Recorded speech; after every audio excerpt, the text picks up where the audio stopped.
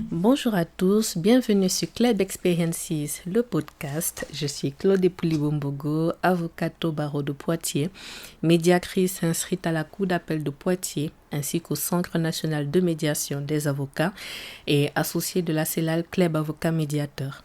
Dans le cadre de mon activité, j'interviens dans différents domaines, le droit pénal, le droit civil de la famille et du patrimoine et enfin le droit des affaires. Sur cette chaîne YouTube et derrière le podcast, je choisis en fait de vous présenter différents contenus qui sont liés en fait au thème que j'ai fait le choix d'aborder sur ce podcast. Désolée.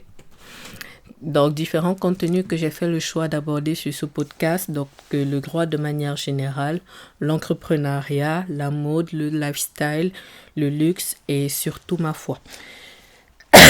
Donc, pour ce contenu lié à mon podcast, je fais une publication mensuelle tous les deuxièmes samedis du mois à 19h et non pas à 14h comme de manière classique sur YouTube.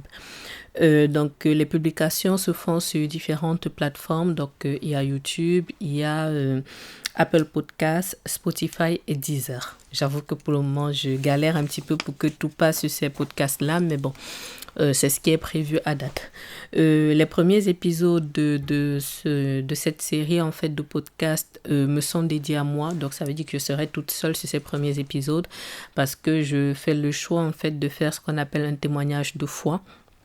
Dans l'intitulé, vous voyez que c'est un partage sur l'acquisition de mes locaux professionnels que je fais en fait en plusieurs épisodes et derrière, du coup, je fais une présentation, pas que pour vous raconter mon témoignage, mais je fais une présentation sous un angle particulier qui est celui de ma foi. Donc, je fais en fait un partage, je fais un partage en fait sur ce que j'ai vécu.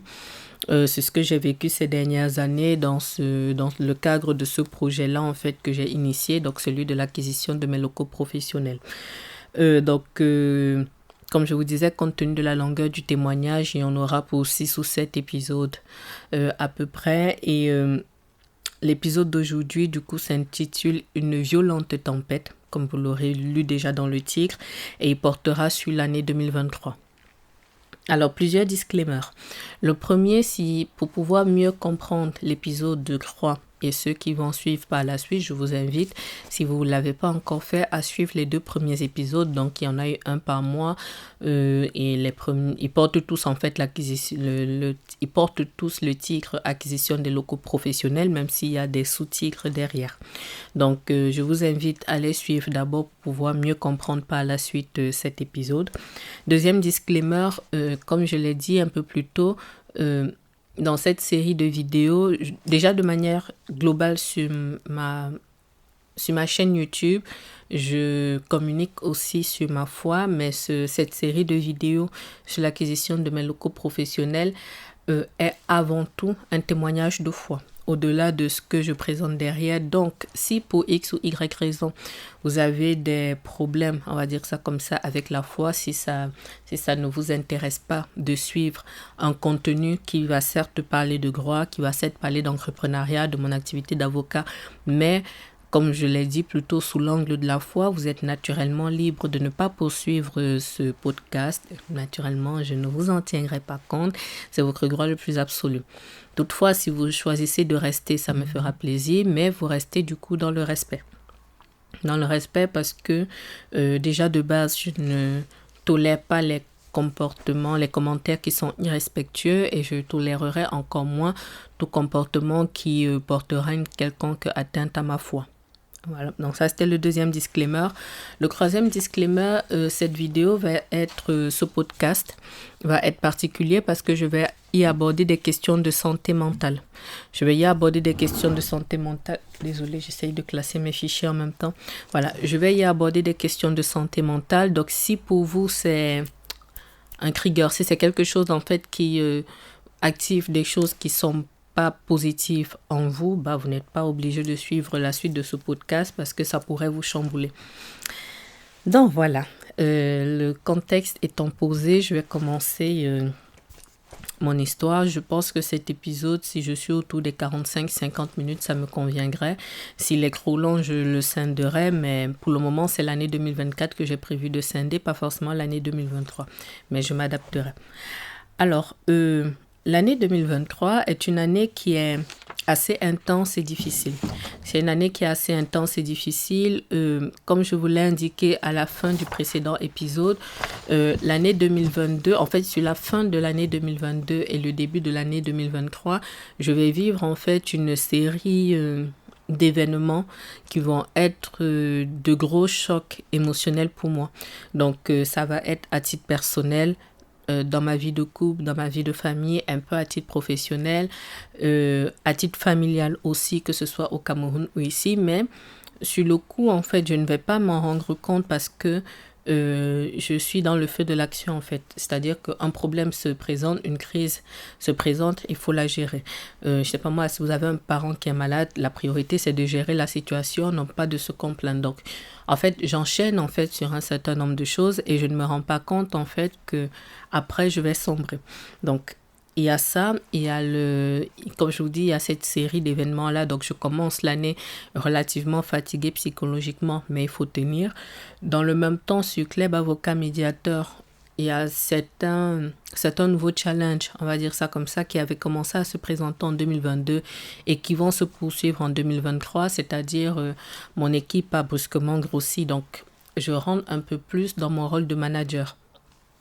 Une chose que je n'avais pas forcément anticipée à ce point, parce que quand l'équipe grossit, il faut gérer en fait les caractères tout simplement. Et je crois que ça aura été l'un de mes gros challenges de cette année-là, parce qu'il faut gérer les caractères, il faut faire en réalité le rôle de tampon. Il faut veiller à ce que tout le monde aille bien et que tout le monde s'entende avec tout le monde, même si ce n'est pas de manière parfaite, qu'il y ait un minimum d'harmonie qui permette de travailler dans de bonnes conditions.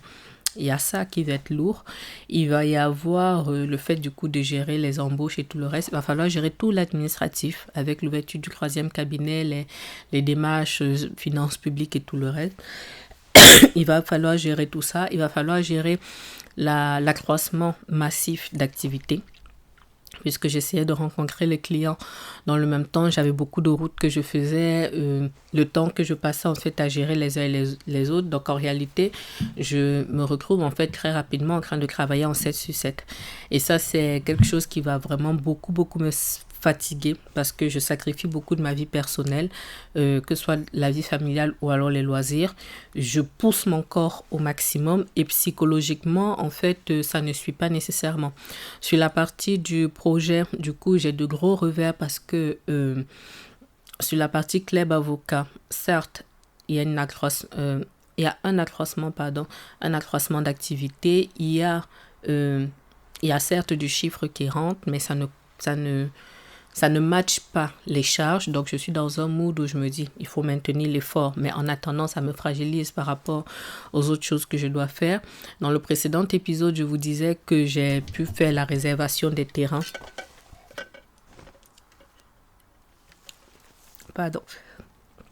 J'avais pu faire la réservation des terrains auprès de Nexity et il y a des acomptes en fait que je devais régler. Et je n'ai pas pu régler les acomptes dans le délai. Je crois que j'avais réservé 4 ou 5 terrains et il fallait faire un acompte de 3% par terrain. Donc, je n'arrive pas à régler les acomptes de telle sorte qu'ils dénoncent en fait les contrats de réservation. Et ça, c'est quelque chose que je vais très mal vivre. Que je vais vraiment très mal vivre parce que je m'étais tellement projetée en fait dans cet emplacement que pour moi, c'était compliqué d'envisager en fait d'être ailleurs tout simplement. Donc il y a ça, sans compter que dans le même temps j'avance avec le comptable pour le prévisionnel, j'avance avec les démarches bancaires, j'avance avec le constructeur pour concevoir en fait les choses. J'ai un premier du coup retour pour le projet chiffré puisque là on est à 2 immeubles et on est à 2,4 millions, un truc comme ça. Sachant que c'est un premier, il faut qu'on signe par la suite les contrats de construction et tout le reste. C'est juste que à chaque fois que je débutais les démarches bancaires, les banques me demandaient le prévisionnel. Pour avoir le prévisionnel, il fallait que j'ai un premier chiffrage pour les immeubles, et pour avoir les premiers chiffrages, il fallait que le constructeur puisse avancer un petit peu, prendre les renseignements pour ses assurances et tout le reste. Donc il fallait suivre un petit peu tout ça. C'était très lourd, c'était vraiment très très lourd. En plus de tous les problèmes personnels que j'avais, de telle sorte que en avril, je prends des vacances, je prends quelques jours de repos, étant précisé que tous les jours de repos que j'ai pu avoir en 2023, il faut qu'on se comprenne, hein. Un entrepreneur ne prend pas des vacances comme des personnes lambda, du moins rarement. Vacances, en fait, veut dire que je me déplace avec quelques dossiers. En ce qui me concerne, en tout cas, je me déplace toujours avec quelques dossiers. Je me déplace avec un ordinateur, toujours. Donc, je crée toujours au moins des mails, des choses comme ça. Mais j'ai un premier gros stop, on va dire, en avril, parce que grâce à Dieu, il y a une destination en fait de rêve dont littéralement je rêvais depuis quelques années, et j'y vais. J'y vais pour quelques jours, mais je me rends compte que je suis vide en fait. C'est-à-dire que je suis dans cette destination de rêve.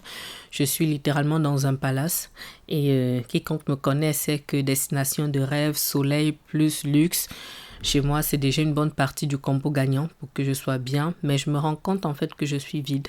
Je suis vide, c'est là, en fait, en me posant, que je me rends compte que j'ai développé un mal-être qui était très, très important. Je n'ai envie de rien, rien ne me fait effet. Et c'est là que je me rends compte, avec quelques recherches, que je suis en burn-out. Je me demande même si je ne suis pas en état dépressif, mais je suis clairement en burn-out. Quand je vois, en fait, tous les symptômes, quand je vois tout le mal-être que je ressens, je me rends compte que je suis clairement en burn-out. Et pareil, je le vis mal. Je le vis mal parce que je me dis... Objectivement, même si ma vie n'est pas parfaite, je n'ai pas de quoi rougir et je n'ai pas de quoi, on va dire, insulter Dieu. C'est une expression que mon père utilise souvent pour dire on n'insulte pas Dieu, ça veut dire que les bénédictions sont toujours plus... On a toujours de quoi remercier Dieu. Et je le vis mal, en fait, de me dire je n'arrive pas à ressentir un quelconque plaisir alors que j'ai quand même des accomplissements et pas des moindres dans ma vie, mais vraiment, je suis vide. Je suis vide et je culpabilise par rapport à ça. Je culpabilise, je fais en fait ce que je peux.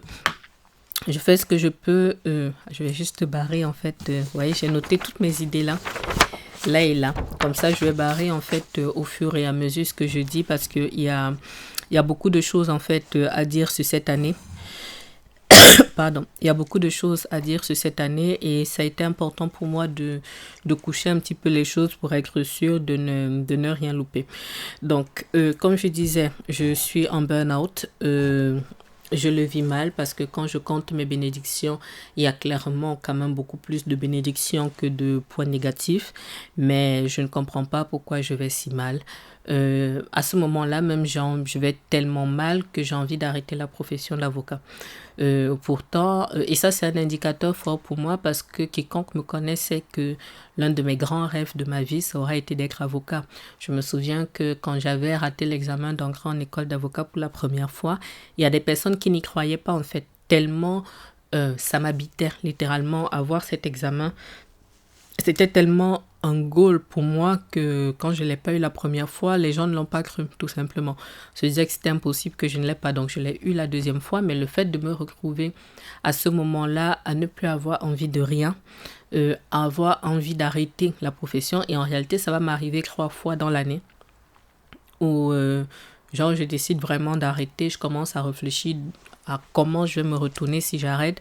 J'ai conscience en fait que c'est un gros red flag, mais je ne sais pas comment le gérer et ça va se poursuivre en fait, comme je vous dis, en réalité sur le reste de l'année avec d'autres pics du coup, puisque j'en aurai un en avril, j'en aurai un autre en septembre et un troisième en décembre.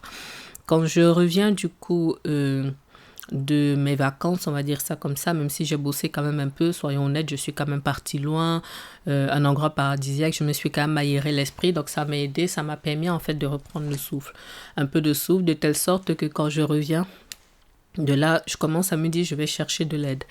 Et quand on cherche de l'aide, on va dire il faut le faire avec sagesse. Pourquoi? Parce que je vais mal par rapport à mes problèmes personnels, mais aussi à titre professionnel. Je vais mal parce que je ne comprends pas pourquoi sur la partie club avocat, les investissements que j'avais faits devaient me permettre de décoller encore plus, puisque lorsque je faisais l'investissement, notamment par rapport au troisième cabinet, ça devait aussi me servir de levier financier pour la suite de mes projets. Donc, je ne comprends pas que ça ne fonctionne pas comme je le souhaite, alors que je donne tout. Littéralement, je travaille en 7 sur 7, je ne vois pas comment je peux faire plus, que je fais les déplacements, que je m'implique, que j'ai fait grossir l'équipe. Je ne comprends pas. Je ne comprends pas pourquoi ça ne suit pas et que du coup, ça me rajoute une pression financière derrière. Le projet tel qu'il était, du coup, ça coule, littéralement, le projet coule. Donc, ça me fatigue parce que ça a été beaucoup d'argent mobilisé, ça a été des démarches, ça a été ci, ça a été ça. J'ai mobilisé beaucoup de gens autour de moi. Je ne comprends pas. En fait, d'un côté, je me dis, c'est forcément le doigt de Dieu. Parce que vu les montants que je devais mobiliser par rapport au projet, c'était rien. Et je ne comprends pas comment je n'ai pas réussi à le faire à ce moment-là. Vraiment. Donc, en fait, il y a beaucoup de choses, en fait, qui me mettent mal. Dans la recherche, en fait, d'un professionnel, je ne suis pas forcément, même si au départ, je n'étais pas forcément pour un psy, mais à un moment, je ne suis pas forcément opposée au fait de voir un psy, mais je veux surtout voir un professionnel qui peut comprendre mes problématiques. Je m'explique. Je suis, et c'est un défaut, j'ai envie de dire ça comme ça, mais je suis d'une culture où on n'a pas forcément le réflexe d'aller voir le psychologue lorsque ça va mal. Donc, ce n'est pas la première chose à laquelle on pense, donc ce qui veut dire que c'est une chose sur laquelle il faut vraiment travailler pour se dire je vais mal mentalement. C'est pas que je suis folle. Bon, ça n'a jamais été un débat pour moi de minimiser la question de la santé mentale, mais j'ai connu, on va dire, déjà des problèmes de santé mentale, si on peut dire ça comme ça, mais je n'ai pas à ce point, on va dire ça comme ça, pas au point, c'est-à-dire j'ai déjà connu des chagrins, j'ai déjà connu des états dépressifs, ce genre de choses, mais pas au point où vraiment je sens que vraiment je n'en peux plus. Parce que ça m'est déjà arrivé de pousser mon corps en termes de masse de travail. Bon, déjà pas à ce point, mais en tout état de cause, quand je pousse mon corps, si moralement je vais bien, mon mental va driver mon corps. J'ai toujours fonctionné comme ça et je pense que c'est la même chose pour beaucoup de personnes, y compris les grands sportifs. Quand vous êtes bien psychologiquement, le psychique va driver le corps. Et là, je suis à un stade où moralement, je suis fatiguée. Et ça fait déjà un certain temps que ça dure puisque je suis dans le projet-là. Et comme je vous dis, le fait d'avoir un échec pour ce projet-là, ça me fatigue. J'essaye de me rattraper sur la zone des flambants où je voulais au départ. J'essaye de vous mettre un maximum de justificatifs au fur et à mesure. Ça ne donne pas comme ça devrait donner. Je cherche en fait un coach, mais un coach chrétien qui pourra m'aider. Mais dans la sélection, on va dire l'entonnoir s'affine parce qu'il me faut un coach. Pour moi, en tout cas, il me faut un coach chrétien parce que je pense qu'avec le niveau de foi que j'avais déjà, même à l'époque, il y a des choses que, comment dirais-je, je ne vais pas aller voir un psy, peut-être qu'il va me dire qu'il faut que je me mette sous antidépresseur, qui va parler juste. Moi, je crois au monde spirituel. En tant que croyante, je crois qu'il existe un monde spirituel. Donc, si je parle à quelqu'un et que je parle de ma foi et que la personne ne me comprend pas, je serais déjà trop fragile pour pouvoir, on va dire, rebondir derrière. Donc, ça, c'est un critère important pour moi. Pour moi aussi, c'est un critère très important d'avoir en face un coach qui, comment dirais-je, qui comprend un certain niveau de prospérité. Parce que là, on est quand même sur un projet qui, à ce moment-là, est sur un minimum de 2,5 millions d'euros. C'est pas rien. Et ça ne m'intéresse pas pareil de parler à quelqu'un qui va peut-être pas mesurer pourquoi je suis mal à cause de 2,5 millions. Vous voyez, pour moi, j'ai toujours fonctionné en m'inspirant des personnes qui ont accompli plus que moi. Ce n'est pas un signe de mépris ou quoi que ce soit. C'est que pour moi, si je vous parle peut-être de mon activité d'avocat, vous pouvez avoir de la compassion, mais si vous n'êtes pas avocat, si vous ne gérez pas même à peu près les mêmes choses que moi, si vous n'êtes pas peut-être à minima profession libérale, il y a des choses que vous n'allez pas comprendre. Même si je vous l'explique, ça va être compliqué pour vous. Donc, je suis dans cette dynamique-là. Je pense à ce moment-là plutôt à Lady Sonia. J'en ai déjà parlé, j'ai déjà parlé d'elle ici dans le cadre de la vidéo, de ces personnes-là qui m'inspirent. Donc elle, du coup, elle est coach, elle est femme de pasteur, donc elle est une académie, LEI, elle-même elle est multimillionnaire, donc ça m'intéresse. Dans le temps que je puisse en fait... le temps que je puisse m'inscrire, il y a un délai d'attente et tout le reste, voilà. Donc, ça ne se fait pas à ce moment-là. Mais derrière, je commence en fait un peu à remonter, je commence à grandir un petit peu dans ma foi, je commence à m'inspirer un peu plus des autres. Par contre, derrière, je développe aussi, c'est la période où je commence à développer une grosse phobie administrative qui va me causer du tort par la suite, mais en ce moment-là, je ne suis juste pas en état de faire autrement. Donc, je m'explique.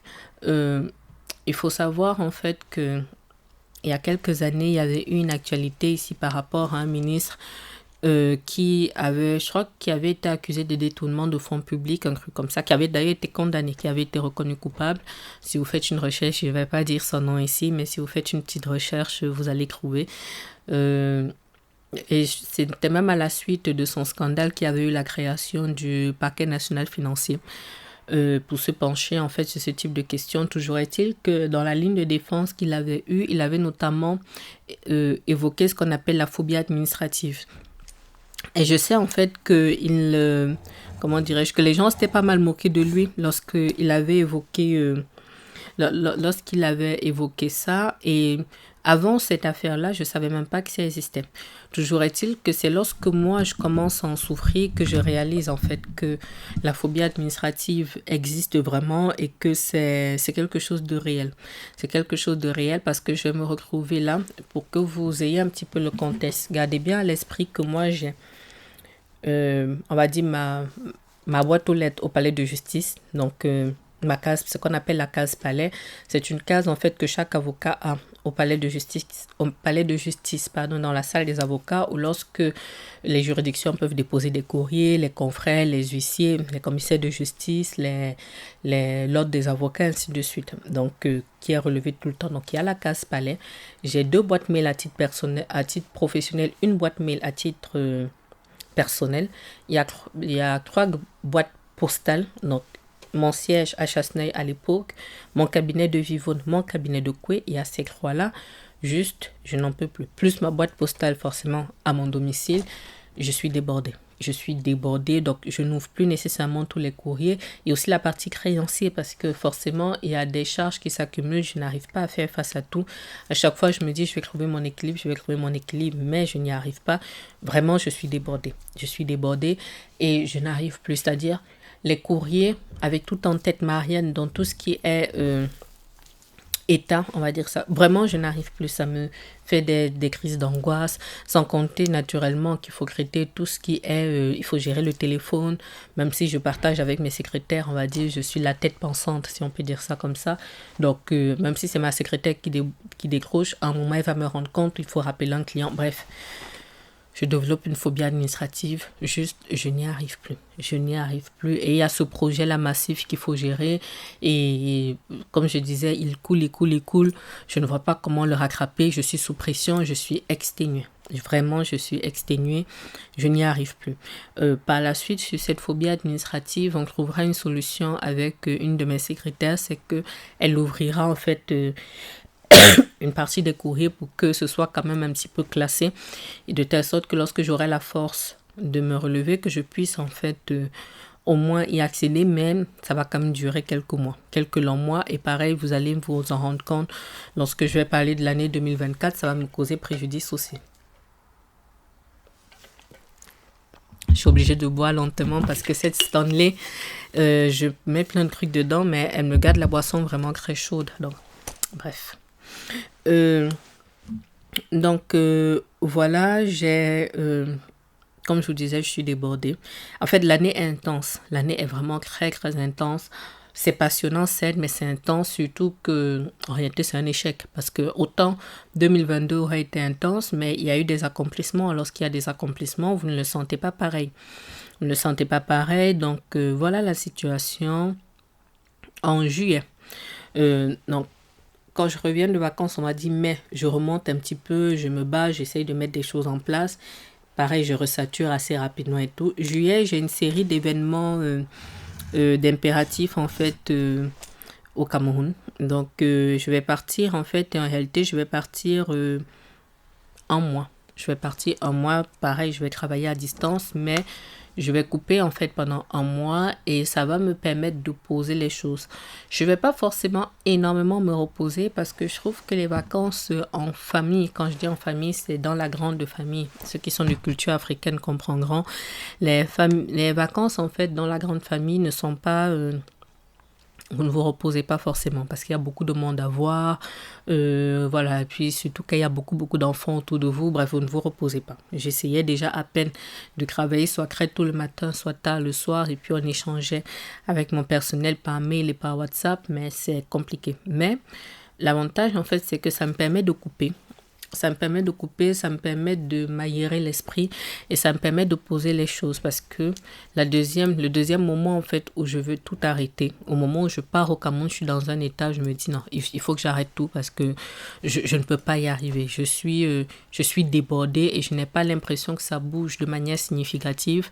À ce moment-là même, d'ailleurs, au moment où je pars, je me dis bon, le projet d'acquisition de locaux professionnels, l'idée est bonne, mais pour le moment, je mets de côté. Ça suffit.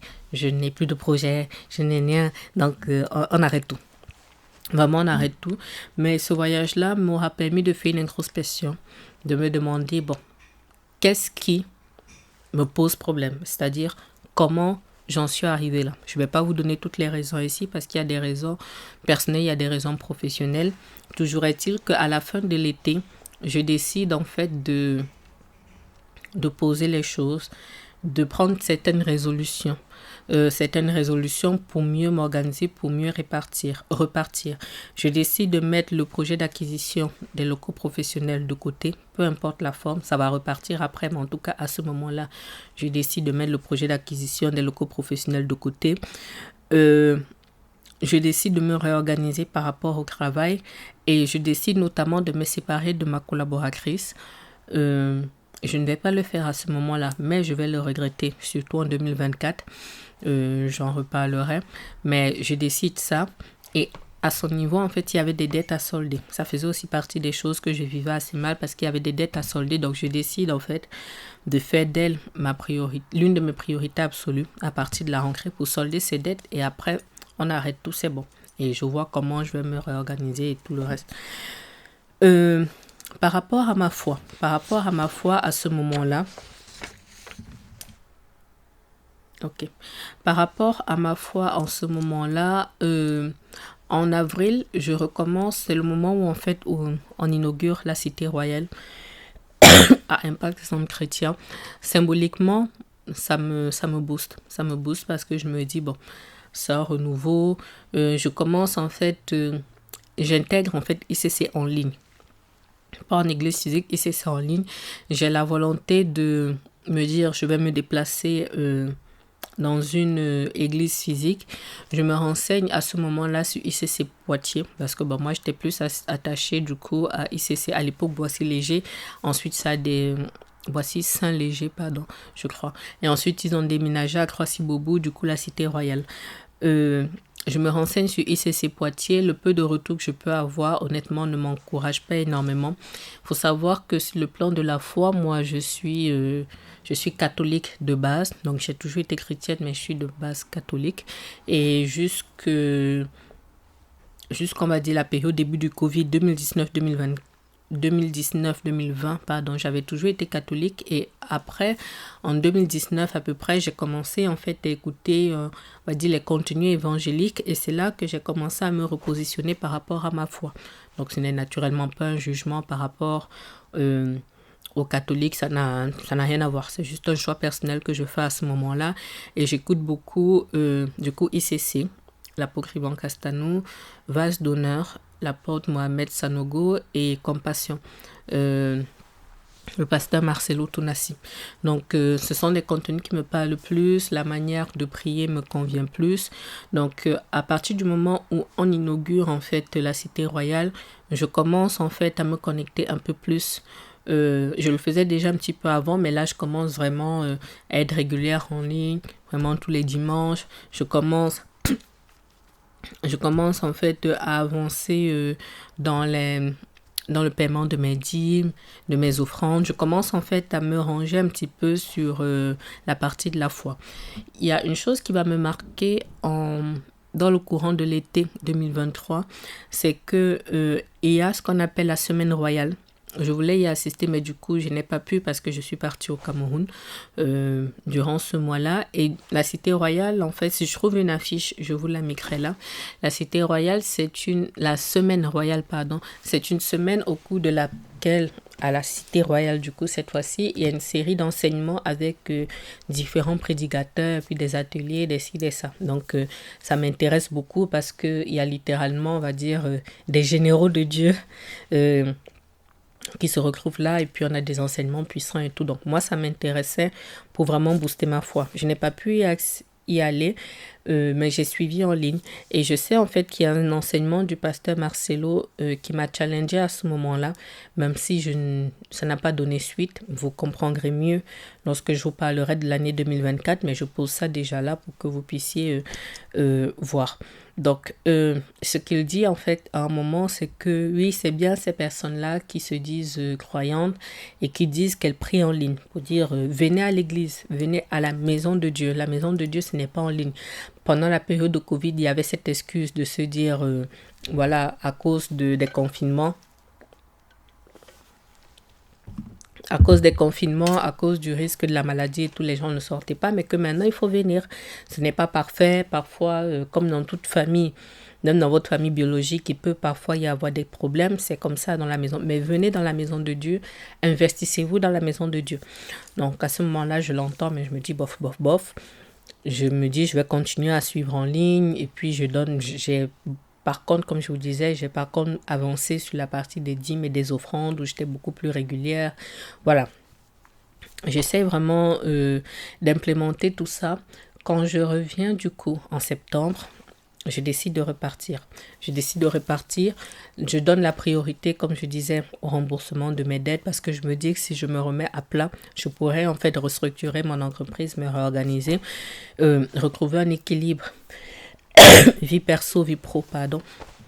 Parce que je me dis très clairement, ce n'est pas une vie que j'ai envie de mener. Parce que déjà, de base, on travaille beaucoup. On travaille vraiment beaucoup. Quand on est profession libérale, on travaille beaucoup. Mais le rythme de 7 sur 7, vraiment, c'est compliqué. C'est vraiment très, très lourd. J'en suis là en septembre. On repart clopin-clopant. Clopin, j'avance comme je peux. C'est pas la folie, mais j'avance quand même. Soyons honnêtes, j'avance quand même. Je me dis, bon, ça va le faire. Psychologiquement, c'est pas la folie, mais ça va mieux. Psychologiquement, ça va mieux parce que quand je suis rentrée du Cameroun, donc il y avait le fait de cette bouffée d'air-là, les nouvelles résolutions que j'avais prises, j'avais mis par écrit, donc j'avais vraiment une feuille de route. Si vous voyez, quand je filme souvent mes vidéos au quotidien, à part aujourd'hui où je teste un petit peu un nouvel emplacement, mais habituellement, vous voyez qu'il y a plein de papiers derrière moi. Je fonctionne comme ça. Il faut que je note en fait partout, les post-it, les machins. Ça me donne la feuille de route et je sais exactement où je vais. Donc, je repars comme ça, je recherche cet équilibre-là. Psychologiquement, c'est pas la folie, mais je me débat. Je n'ai pas pu avoir Lady Sonia en coaching. Le temps qu'elle commence, qu'elle ait de la place de nouveau, moi je me dis, ça va mieux. Donc, pour le moment, je vais me gérer comme ça. J'avance dans ma foi. Au mois de novembre, je crois, au mois de novembre, en fait, on va dire fin octobre, début novembre, en rentrant en fait, en prenant la RN10, c'est une départementale qui mène à Poitiers, partant de Chasseneuil-du-Poitou, je vois un terrain qui donne en bordure de route et qui me fait de l'œil. Et je me dis, purée, je suis repartie pour un tour. Le terrain me plaît tellement que je m'arrête un jour. Du moins, l'emplacement me plaît et je me projette en fait par rapport à mon projet. Et le projet commence à renaître dans mon cœur. Un petit peu malgré moi, pour être honnête, mais je me connais quand il y a une flamme là qui s'allume dans mon cœur, c'est compliqué par la suite. C'est vraiment compliqué. Donc, je repars là-dessus et quand je repars là-dessus, je trouve le numéro de l'agence immobilière. Il y avait en fait l'agence immobilière et un numéro de particulier, j'appelle. J'appelle en fait pour avoir les renseignements. Je cale un rendez-vous de visite du terrain et tout. Je me projette vraiment bien. C'est un terrain assez, qui est assez large, on va dire ça comme ça. Euh, on visite le terrain, il me plaît bien, sauf que au moment en fait où on le visite, l'agent immobilier me dit en fait qu'il doit confirmer l'information, mais il semblerait que pour un projet professionnel, ça ne passe pas forcément. Ça ne passe pas forcément et ça va se confirmer par la suite parce qu'il faut savoir que lorsque vous avez un terrain sur lequel vous voulez construire, il faut après que la mairie vous donne un permis de construire et que la mairie fasse valider avec Grand Poitiers. Ça, c'est ce qui concerne nous ici. Et si par exemple la mairie vous dit déjà que non, ce terrain-là, nous on voulait peut-être plutôt que ce soit des maisons d'habitation, ça ne sert à rien de faire le forcing parce que derrière, vous n'aurez pas le permis de construire et votre projet va être bloqué. Parce que moi, je partais sur un projet professionnel, donc ça ne correspondait pas du coup à l'endroit. Donc je suis plutôt déçue. Après, je me console un petit peu en me disant, bon, l'un dans l'autre, c'est pas forcément plus mal, ça me permet de souffler, ça me permet en fait de me refaire un petit peu, de reprendre des forces et puis voilà, et puis je me calme aussi parce que moi, tous les 4 matins avec un nouveau projet, blablabla. Donc, on se parle à ce moment-là et puis le monsieur, l'agent immobilier me dit, bon, pourquoi pas visiter en fait un bâtiment déjà construit il me dit que voilà qu'il en a dans son portefeuille sur la commune de Jaunet-Marigny et il me dit voilà pourquoi ne pas en visiter. Donc moi je lui dis non parce que je suis têtue et qu'à ce moment-là je suis complètement fermée parce que je voulais absolument construire et je voulais absolument Chasseneuil. Je crois que j'ai déjà eu l'occasion de vous expliquer que je suis très attachée à la commune, j'étais du moins très attachée à la commune de Chasseneuil du Poitou parce que c'est une commune en fait dans laquelle j'ai fait mes premiers jobs étudiants, c'est-à-dire que la majorité des hôtels ici à Chasseneuil du Poitou sont des hôtels dans lesquels j'ai travaillé parce que mon principal emploi étudiant c'était femme de ménage.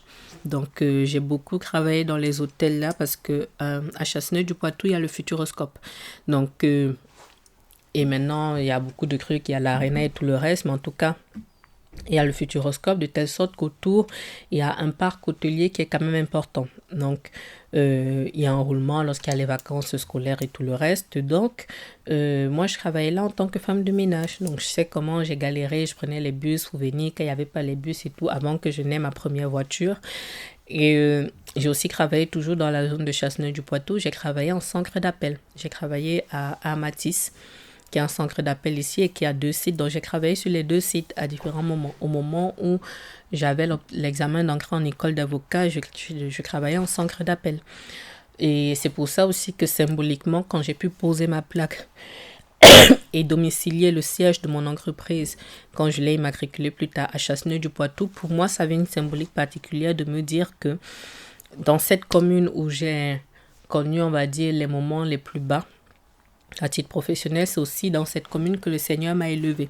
Et c'est pour ça que je voulais absolument rester à Chasseneuil-du-Poitou. Donc, lorsqu'il me fait cette proposition, je suis très ambivalente. D'un côté, je me dis non, je veux absolument pas. D'un autre, je me dis oui, mais quand même, Jaunet-Marigny, c'est à 5 minutes de Chasseneuil. Pourquoi ne pas essayer de voir au moins ce qu'il en est? Bon, j'ai ça à plusieurs reprises. On fixe un rendez-vous et puis j'annule, et puis on fixe, puis j'annule. À un moment, je lui demande de m'envoyer les images en fait de ce qu'il a et que je déciderai. Il m'envoie en fait 3 immeubles. Il m'envoie des images de 3 immeubles avec des budgets différents. Il y en a un qui me parle un peu plus, mais honnêtement, je crains un peu des pieds. Vraiment, soyons honnêtes, je crains vraiment des pieds. Et puis, à un moment, j'essaye de rester en prière, de me dire, voilà, Seigneur, qu'est-ce que je fais? Étant précisé, j'avais oublié de le dire, étant précisé qu'en septembre, dans le lotissement où j'avais réservé les terrains à Chasseneuil et puis ça ne s'était plus fait.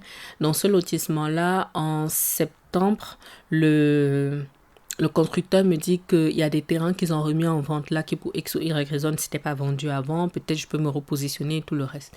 Je réécris au contact que j'avais chez Nexity. Ils ne m'ont jamais répondu. Non, je vous mets là la capture des mails. Ils ne m'ont jamais répondu. Donc pareil, j'étais un peu dégoûtée. Donc j'étais vraiment en mode voilà. Écoute, laisse tomber. L'idée d'avoir ces locaux professionnels, c'est bien, mais si ce n'est pas le moment, laisse tomber. Donc, c'est pour ça aussi qu'en novembre, comme je vous dis, je suis un peu on-off. À un moment, on va dire, en restant en prière, j'ai un petit peu la conviction à un moment de me dire, écoute, va voir, ça ne te coûte rien, va voir, et puis voilà. Et que Jaunet Marigny, finalement, en fait, l'idée, c'est de dire s'il faut faire des compromis, voilà, fais des compromis, quoi. Il faut pas être complètement figé sur quelque chose que tu veux et puis tu n'en bouges pas, ainsi de suite. Fais des compromis. Il n'y a pas de souci, fais des compromis. Donc, c'est pour ça que je décide, en fait, de visiter. On a finalement un rendez-vous pour visiter et on visite ce bâtiment. J'ai un énorme coup de cœur. Vraiment un énorme. Il était encore vraiment dans son jus. Hein. Je sais pas si je vous mets quelques images ici ou alors je garderai plus pour la partie travaux. Je vais voir au montage, je vais voir ce que je décide parce que dans tous les cas, je vous en ai parlé dans une autre vidéo. Non, c'est la vidéo qui va venir après celle-ci. Mais en tout cas, il y aura des vidéos travaux qui vont arriver sur cette chaîne. Ce ne sera pas sur la partie podcast, mais ce sera sur la chaîne YouTube. Et je vous mettrai des images du avant. Mais l'architecture, c'est-à-dire... moi, je fonctionne beaucoup au sentiment à l'instant. Donc, dès que je vois, je me dis non, c'est le bon. Et puis, matériellement, ici à l'immeuble, c'est à 5 minutes, littéralement, de mes locaux, de mes anciens locaux à Chasseneuil. Donc, je me dis non, on n'est pas loin de la sortie d'autoroute. Il y a les places de parking. C'est pas parfait. Naturellement, c'est pas parfait, mais... moi, ça me plaît énormément. J'ai un énorme coup de cœur. Le deuxième point, en fait, qui va me permettre de savoir que c'est le bon, c'est que lorsqu'on rencontre la personne qui a la gestion du bâtiment à ce moment-là, on se rend compte, en fait, je me rends compte que c'est une personne qui gère une société de location de salles de réunion qu'il exploitait dans ce bâtiment et qui m'indique en fait qu'il est en train il va liquider en fait la société à la fin de l'année parce que ça ne fonctionne pas comme il voudrait et qu'il est fatigué et tout le reste. Donc la question de la santé mentale, je comprends, donc je le comprends parfaitement. Et mon coup de cœur est tel que, si vous vous souvenez, dans la précédente vidéo, je vous expliquais un petit peu quel était le montage bon, pas fiscal, mais quel était le montage que je voulais faire à ce moment-là, puisque je voulais faire un investissement mixte, une partie du coût de l'immeuble pour Club Avocat Médiateur et une seconde partie, une location en fait de locaux professionnels. Et il s'avère que la société de cette personne correspondait exactement à ce que je voulais faire. Donc c'est pour ça que je me dis, pour moi, c'est bingo. Donc ce que je dis en fait au monsieur là, c'est comment dirais-je, ne liquidez pas la société pour le moment. Donnez-moi juste quelques minutes quelques jours pour décider.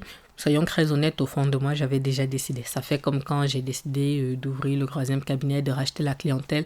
J'ai un petit peu cette aptitude-là à prendre les décisions rapidement, même si elles sont importantes. Donc, dans ma tête, je me dis, cet immeuble, c'est le bon. Il faut juste que je réfléchisse un petit peu, que j'ai quand même une contre-visite pour stabiliser un petit peu les choses dans mon esprit. Parce que, voilà, on est quand même sur beaucoup d'argent et c'est pas des décisions qu'on prend comme ça à la légère, mais soyons honnêtes, à 95%, j'ai déjà pris la décision. Donc, je vais organiser 2 contre-visites avec des personnes proches sur le mois de décembre. Mais je fais une proposition du coup à l'agence immobilière pour le propriétaire. Je fais une proposition du coup sur la fin d'année. Je fais la proposition au départ à mon nom avec naturellement clause de substitution. Voilà, pour voir un petit peu par la suite comment ça va se passer. Et c'est comme ça que se termine l'année 2023. Un petit peu mitigé. Un petit peu mitigé parce que j'ai trouvé du coup, on va dire, l'immeuble de mes rêves, même s'il n'est pas parfait. J'ai le levier pour la nouvelle activité que je voulais lancer. Pareil, même si ce n'est pas parfait. Par contre, j'ai quand même, on va dire, j'ai deux problèmes. Fin 2023, j'ai deux problèmes non des moindres, deux problèmes importants. Le premier, c'est que mentalement, je vais pas bien. Mentalement, je vais pas bien, c'est-à-dire que il y a beaucoup de dents de scie, mais de grosses dents de scie. C'est-à-dire que je ne vous parle pas d'une situation où une fois en passant, je suis de mauvaise humeur ou quoi. C'est que je sens vraiment au fond de moi que je vais mal. C'est pour ça d'ailleurs que en décembre, j'ai encore envie d'arrêter parce que je me dis que je ne vais pas en voir le bout et que psychologiquement je suis fatiguée, que j'ai plus envie, et c'est pas normal surtout par rapport à mon activité d'avocat, c'est pas normal. C'est vrai que on va dire le nouveau projet, le projet qui se relance un petit peu me donne un peu du souffle, mais il y a trop de choses qui m'ont fragilisé émotionnellement. Il y a eu beaucoup d'échecs, il y a eu beaucoup de revers. Je tiens le coup parce que je suis une lionne et que c'est mon caractère de me battre et tout, mais j'ai plus envie. Donc je sais que ça c'est un problème, je sais qu'il faut que je le traite. Euh, c'est aussi la première fois que je suis confrontée au problème de santé mentale, donc ça me perturbe pardon, un petit peu. Et le deuxième problème d'ampleur que j'ai, c'est que, comme je vous dis, par rapport à Club Avocat, ça ne fonctionne pas comme je l'aurais souhaité. Et ça m'inquiète beaucoup parce que c'est un gros investissement que j'ai pris, c'est un gros risque. L'équipe a grossi. Et en fait, il y a trop de choses qui reposent sur moi. Il y a trop de choses. Et c'est d'ailleurs cette année-là que je vais me rendre compte que le métier de manager, on va dire ça comme ça, c'est entre guillemets un vrai métier. Je, je vais m'expliquer pour que ça ne prête pas à confusion. Euh, dans les grosses entreprises, il y a souvent des personnes qui sont chargées des ressources humaines, des personnes qui sont managers et tout. Et vu que c'est jamais vraiment exercé, j'ai jamais vraiment fait carrière réellement dans une entreprise, on va dire ça comme ça. J'ai déjà eu des passages dans des entreprises dans le cadre de mes jobs étudiants, mais vraiment avoir un CDI, un truc comme ça dans une entreprise, j'ai jamais eu. Et je n'avais jamais réalisé ce que c'est, mais c'est un truc qui vous prend du temps. Ça vous prend un temps fou, c'est très chronophage et émotionnellement, ça vous graine. Donc, la clientèle grossit d'un coup. Il faut gérer tout l'administratif. Je fais de gros chiffres d'affaires, de gros chiffres d'affaires, mais je n'arrive pas à faire face à mes charges et ça, je le vis mal. Il faut que je gère mes problèmes personnels, mes problèmes familiaux. En fait, il y a beaucoup de choses et j'étouffe en fait. Et il me faut une soupape de décompression, mais je ne sais pas laquelle. Et c'est pour ça qu'à ce moment-là, et ça ne se passe pas bien avec ma collaboratrice dont je veux me séparer, mais en même temps, je me dis, il faut que j'ai le plan B et tout le reste, mais je suis en fait émotionnellement, je suis vraiment sur le fil du rasoir et c'est pas bon. Il faut que je trouve des solutions. Il me faut des trucs de coaching, mais en même temps, je réfléchis à d'autres trucs. Donc, c'est compliqué. Je sais que ça, c'est un problème qu'il faut que je règle. Et vous allez voir, en 2024, bah, ça va partir. Ça va partir en vrille. On en reparlera dans le prochain épisode. Mais en tout cas, je termine en fait 2023 sur cette note-là où je suis épuisée psychologiquement, vraiment, physiquement. Je sais que je vais pas pouvoir tenir longtemps comme ça. Euh, il y a cet immeuble-là, cette nouvelle flamme qui se rallume. Il y a l'immeuble, il y a cette nouvelle société-là. Du coup, vraiment, comme je dis, cette flamme-là qui se rallume, potentiel nouveau gros projet, mais ça impliquerait que je continue mon activité d'avocat, mais en même temps, j'ai envie d'arrêter. Fin d'année un peu compliquée. Voilà, donc c'est pour ça que j'ai intitulé cet épisode Une violente tempête. Je suis donc arrivée à la fin de cet épisode numéro 3 sur le projet d'acquisition de mes locaux professionnels que j'ai intitulé du coup Une violente tempête. J'espère que ça vous aura plu. Voilà mon cheminement jusqu'en fin 2023. N'hésitez pas à commenter si ça vous convient. N'hésitez pas à commenter toujours dans le respect. Sinon, c'est un blocage. Je n'ai aucune tolérance pour le manque de respect. N'hésitez pas à vous abonner pour être informé du coup à chaque fois que je publierai une nouvelle vidéo. Sur la partie podcast, je vous donne rendez-vous dans 4 semaines. Du coup, avec la suite, donc l'année 2024, je pense que l'année 2024, je la ferai probablement en 2 parties, mais je verrai. Donc, je vous donne rendez-vous dans 4 semaines. Je vous remercie de votre fidélité. Merci pour les commentaires. Merci pour les écoutes qui augmentent. Et dans l'attente de la prochaine de la prochaine vidéo sur YouTube, mais du prochain audio, du prochain podcast sur les autres plateformes. Moi, je vous dis à bientôt sur Club Experiences. Au revoir.